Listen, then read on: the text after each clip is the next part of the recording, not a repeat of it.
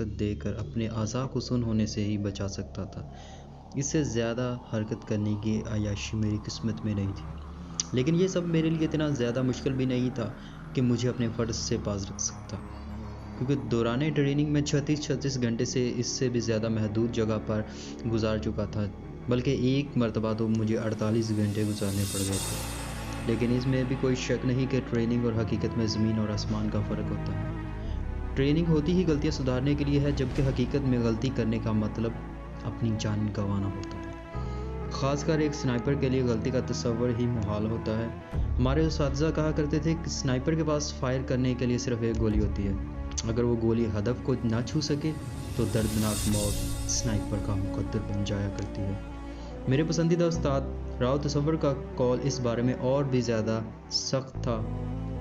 ان کے مطابق سنائپر کے پاس فائر کرنے کے لیے 2 گولیاں ہی ہوتی ہیں، پہلی گولی ہدف کے لیے اور اگر وہ خطا ہو جائے تو دوسری اپنے لیے، کیونکہ دشمن کے ہاتھ آنے کا مطلب زندہ درگور ہونا ہوتا ہے۔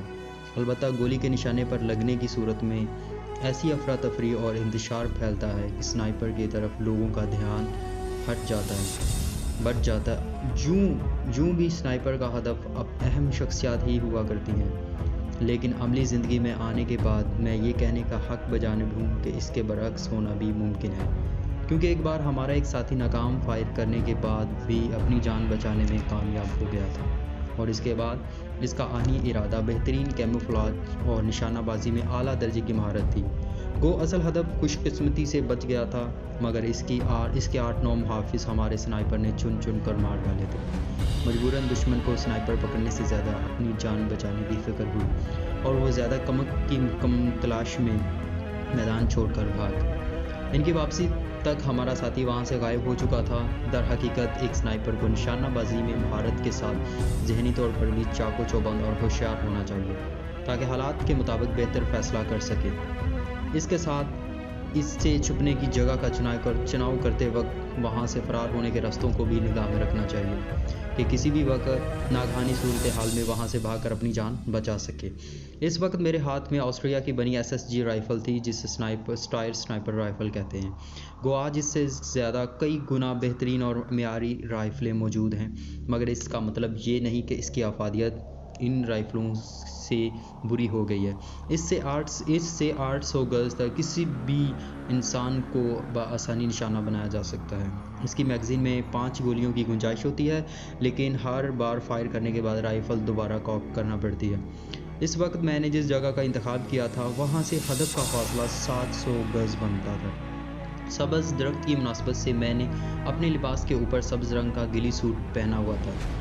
گلی سوٹ سنائپر کا وہ مخصوص لباس ہوتا ہے جو اسے علاقے کی مناسبت سے چھپنے میں مدد دیتا ہے۔ صحرائی علاقے میں ریتلے رنگ کا گلی سوٹ جو خشک جھاڑیوں سے میل کھائے، بنجر اور خشک علاقے میں مٹیالے رنگ کا گلی سوٹ، مکمل برفیلے علاقے میں سفید رنگ کا گلی سوٹ اور سرسبز علاقے میں گہرے سبز رنگ کا گلی سوٹ سنائپر کو چھپنے میں مدد دیتا ہے۔ جو بھی سنائپنگ میں چھپنے کی اہمیت اتنی ہی اہم ہوتی ہے جتنی ہدف کو نشانہ بنانے کی، کیونکہ خود کو چھپا کر ہی ایک سنائپر ہدف تک رسائی حاصل کر سکتا ہے۔ روانہ ہونے سے پہلے ہی سنائپر نے منصوبہ بندی کی ہوتی ہے کہ وہ کس قسم کا گلی سوٹ ساتھ لے کر جائے گا۔ بعض اوقات اسے منصوبے کے مطابق چھپنے کی جگہ نظر نہیں آتی۔ ایسی حالت میں وہ وقتی طور پر گھاس پھوس، درختوں کے پتوں یا اپنے جسم کو کیچڑ میں لت پت کر کے علاقے کی مناسبت سے اپنا کیموفلاج کر لیتا ہے۔ میں نے پشت پر باندھی پانی کی بوتل کے پلاسٹک پائپ کو منہ میں لے کر تھوڑا پانی پیا۔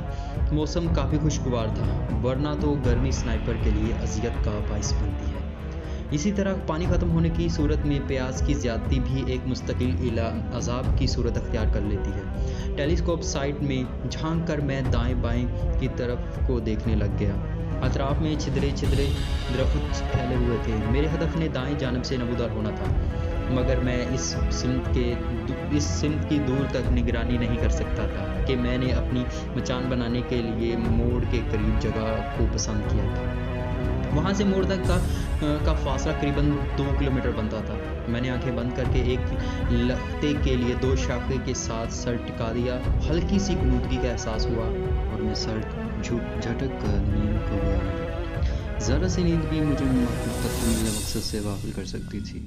اور ٹریننگ کی ابتدا ہی سے ہمیں جوڑیوں کی صورت میں ہر کام کرنا سکھایا گیا تھا، کیونکہ سنائپرز کا جوڑیوں کی صورت میں کام کرنا نہایت مفید ثابت ہوتا ہے۔ اس مشن میں میرا ساتھی حوالدار صادق تھا، مگر بدقسمتی سے سرحد پار کرتے ہوئے اس کے پاؤں میں موچ آ گئی تھی اور مجھے مجبوراً اسے یہاں سے چند میل سرحد کی جانب ایک محفوظ مقام پر چھوڑنا پڑ گیا تھا۔ یہ مجھ سے سینئر تھا، بلکہ میرا استاد ہی بھی تھا، اور اس مقصد کی تکمیل کی اصل ذمہ داری بھی اسی کے کاندھوں پر تھی۔ پاؤں میں موچ آنے کے بعد وہ واپسی کے حق میں تھا، مگر میں اکیلا جانے پر وزید ہوا کہ یہ میرا پہلا مشن تھا اور پہلی بار میں منہ اٹھا کے واپس جانے میں مجھے بہت سبکی محسوس ہو رہی تھی۔ امید تھی میری واپسی تک اس نے چلنے کے قابل ہو جانا تھا۔ میں نے کلائی پر بندھی گھڑی پر نگاہ دوڑائی۔ گھڑی کی سوئیاں 6:30 کا ہندسہ عبور کر رہی تھی۔ میں صبح 5 بجے سے پہلے درخت پر سوار ہوا تھا۔ اس وقت سورج غروب ہونے کی مکمل تیاری کر چکا تھا۔ یقیناً میرے ہدف کی آمد اگلی صبح تک کے لیے ملتوی ہو گئی تھی کہ اس علاقے میں رات کی حرکت نہ ہونے کے برابر تھی۔ میں نے آخری بار دائیں بائیں دیکھا اور ہاتھ پھیلا کر انگڑائی لینے لگا۔ مزید چند منٹ میں نے اپنے مختلف اعضاء کو حرکت دے کر سستی کو بھگایا اور پھر اسمال پیک سے بھنے ہوئے چنے نکال کر کھانے لگا۔ چنے کھا کر میں نے پانی پینے کے لیے واٹر پائپ کو منہ لگایا تو 2 گھونٹ سے زیادہ پانی نہ مل سکا۔ میں آتے وقت ایک چشمہ تاڑ آیا تھا، مگر وہاں تک جانے کے لیے مجھے اندھیرا ہونے کا انتظار کرنا تھا۔ دشمن کا علاقہ تھا، میری نقل و حرکت کسی کی نگاہ میں آنے کا مطلب مشن سے ہاتھ دھو بیٹھنا تھا۔ اندھیرا ہوتے ہی میں درخت سے نیچے اتر آیا۔ اسمال پیک سے امریکن نائٹ ویژن سائٹ نکال کر اس کے ساتھ لگے تسموں کی مدد سے سائٹ آنکھوں پر باندھ لی۔ سائٹ آن کرتے ہی اس کا اندرونی پیٹرن روشن ہوا اور مجھے ہر طرف ہلکا سبز دکھائی دینے لگا۔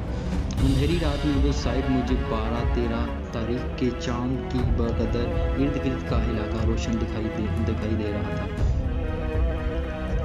رائفل کاندھے سے لٹکا کر میں نے پسٹل ہاتھ میں پکڑا کیونکہ سنائپر رائفل سے تیزی سے فائر کرنا ممکن نہیں ہوتا۔ ہم سنائپر اپنے ساتھ سنائپر رائفل کے علاوہ کوئی اچھی ساخت کا پسٹل ضرور رکھتے ہیں تاکہ بوقت ضرورت اسے کام میں لایا جا سکے۔ پسٹل کی نال پر سائلنسر فٹ تھا۔ 30 راؤنڈ کی لمبی میگزین لگا کر گلاک 19 کسی بھی طرح کلاشنکوف سے کم مفید نہیں تھا۔ ایک سنائپر کو سنائپر رائفل کے ساتھ پستول کے استعمال میں بھی مہارت حاصل کرنا ضروری ہوتی ہے، اور بلا شبہ میں پستول کے استعمال میں خصوصی مہارت رکھتا تھا۔ چشمے کی طرف قدم بڑھانے سے پہلے میں نے فطری تقاضا پورا کیا اور پھر چشمے کی طرف بڑھ گیا۔ وہ پہاڑی علاقہ تھا۔ جولائی کے مہینے میں بھی موسم اچھا خاصا سرد تھا۔ دن کی روشنی میں دور نظر آنے والی اونچی چوٹیوں پر برف کی سفیدی دیکھی جا سکتی تھی۔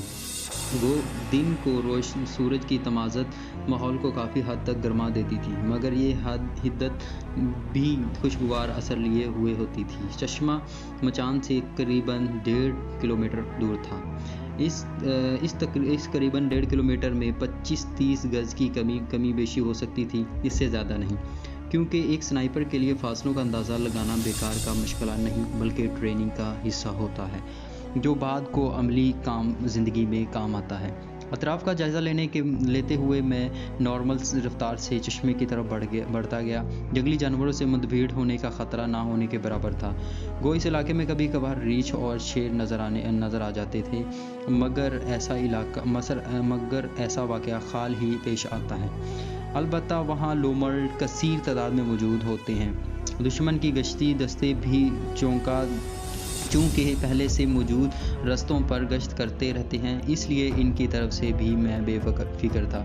لیکن کسی بھی قسم کی انہونی اچانک سر پر پڑنے والی افتاد کا گمان، اس کے ساتھ رات کا اندھیرا، انجان علاقہ، دشمن کی سرزمین اور تکمیل مقصد سے پہلے کسی حادثے کا خطرہ اور اس جیسے کئی ایک احساسات بہرحال میرے دل میں ضرور جاگزین تھے۔ ہلکی ہلکی ہوا چلنا شروع ہو گئی تھی۔ یہ ہوا سردی بڑھنے کا سبب بنتی ہے، کیونکہ یہ برفیلی چوٹیوں سے گھوم پھر کر جہاں تک پہنچتی ہے۔ چشمے کے قریب پہنچ کر میں بیٹھ گیا اور ہاتھوں کا اوک بنا کر پانی پینے لگا۔ نہایت ٹھنڈا اور شیریں پانی تھا۔ خوب سیر ہونے کے بعد میں نے اسمال پیک سے پلاسٹک کی بوتل نکالی اور بھرنے لگا۔ بوتل بھر کر میں نے اسمال پیک میں رکھی اور واپس چل پڑا۔ لیکن واپس چلنے سے پہلے میں نے قطبی ستارے کو دیکھ کر سمت کا تعین ضروری سمجھا تھا۔ گو میرے پاس کمپاس بھی موجود تھا، لیکن آسمان صاف ہونے کی وجہ سے اس کی ضرورت مجھے محسوس نہیں ہوئی تھی۔ ایک سنائپر کے ضروری سامان میں کمپاس، دوربین، نائٹ ویژن سائٹ، نقشہ، چاقو، رسی، ونڈ میٹر، ٹارچ، لائٹر یا ماچس اور وائر کٹر وغیرہ کی موجودگی نہایت ضروری ہے۔ واپس جاتے ہوئے میرے ذہن میں اپنے سینئر کی ہدایت اجاگر ہوئیں جو اس نے مشن پر روانہ ہونے سے پہلے ہمیں دی تھی۔ 28 یا 29 جولائی کو اس علاقے میں بریگیڈیئر پرکاش کی آمد متوقع ہے۔ اس نے دیوار پر لٹکے بڑے سے نقشے پر سبز رنگ کے لیزر پوائنٹر کی روشنی سے ایک مخصوص جگہ کی نشاندہی کی، اور یہ وہی بدبخت ہے جس کے حکم سے سرحدی پٹی پر آئے روز گولہ باری جاری رہتی ہے۔ اس نے مخصوص راستے کی نشاندہی کے ساتھ نقشے کے ساتھ لٹکی ایک بڑی سی تصویر پر لیزر پوائنٹر کی روشنی ڈالی۔ وہ تصویر بریگیڈیئر پرکاش کی تھی۔ ہمارے سینئر کی گفتگو جاری رہی۔ سرحد کے سکون کو تاب بالا کر دیا ہے خبیث نے۔ گو اس بے مقصد گولہ باری سے سرحدی علاقے کے مظلوم شہری ہی بے سکون رہتے ہیں، بلکہ کئی ایک کے زخمی اور جاں بحق ہونے کی بھی خبریں تواتر سے ملتی رہتی ہیں۔ اس لیے ایسے شرپسند جو امن معاہدے کو خاطر میں لائے بغیر اپنی کارروائیاں جاری رکھیں، زندہ رہنے کا حق کھو دیتے ہیں۔ یہ ایسا خبیث شخص ہے کہ اس کی اپنی سپاہ اس سے سخت نالاں ہیں۔ اسے یہاں تعینات ہوئے 4 ماہ ہونے کو ہیں، اور ان 4 ماہ میں شاید ہی کوئی دن ایسا گزرا ہو جب اس کے حکم سے دشمن کی توپیں خاموش ہوئی ہوں۔ اب ہمیں باوثوق ذرائع سے خبر ملی ہے کہ یہ اگلے مورچوں کے معائنے کے لیے ان 2 تاریخوں میں آنے والا ہے۔ یقیناً اس بدبخت نے کوئی نئی شرارت سوچی ہوگی۔ ہم اس کی شرارتوں سے خوف زدہ نہیں، لیکن شرارت کرنے والے کا سد باب اگر ممکن ہو تو سستی نہیں کرنی چاہیے۔ اور صادق، آپ سینئر ہیں، اس سے پہلے بھی کئی بار سرحد پار کر کے جا کر کامیابی سے ہمکنار ہو چکے ہیں، جبکہ راجہ ذیشان حیدر پہلی مرتبہ کسی مشن پر جا رہا ہے۔ اسے اچھی طرح سمجھانا تاکہ آئندہ یہ بھی آپ کی طرح ایک اچھے سنائپر کے طور پر سامنے آ سکے۔ یوں بھی یہ آپ کا ہونہار شاگرد ہے، اور ذیشان، آپ خوش قسمت ہیں کہ پہلا مشن اپنے استاد کے زیر نگرانی پورا کرو گے۔ اب وہ سینئر تجربہ کار سنائپر اور میرا استاد اپنی سرپرستی میں مجھے ساتھ لے کر جانے کے لیے تیار تھا، اور میرا استاد جس کے سر پر تکمیل مشن کا بوجھ تھا یہاں سے قریباً 5 کلومیٹر دور بے بسی کی حالت میں پڑا تھا، اور مشن کی ساری ذمہ داری ایک نو آموز سنائپر یعنی مجھ پر آن پڑی تھی۔ گو زخمی ہونے کے بعد استاد صادق نے مشن کو ادھورا چھوڑ کر واپس جانے کا مشورہ دیا تھا، مگر میرے اصرار پر اسے ضروری ہدایات اور نیک خواہشات کے ساتھ مجھے رخصت کرنا پڑا تھا۔ وہ 2 گھنٹے تک مجھے سمجھاتا رہا تھا اور حقیقی ضروری ہدایات اور نیک خواہشات دیں۔